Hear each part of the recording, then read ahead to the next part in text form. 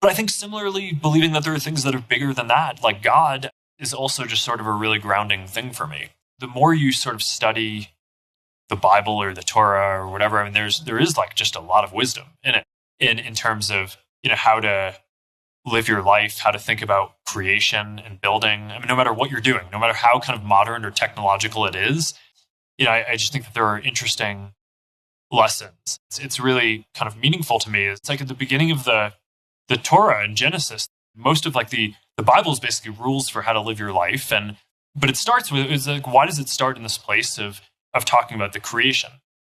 And like it starts off with like, okay, God created people in God's image, and it's like, well, what does that mean? What does that mean you're supposed to go do?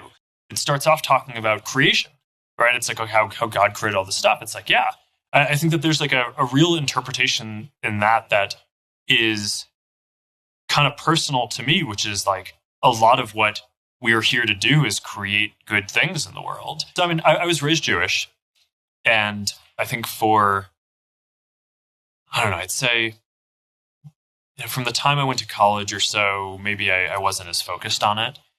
But I think a few things in the last 5 or 6 years have made me a little more focused on it. One is, of course, family and having kids, right? So you like want to have traditions for the kids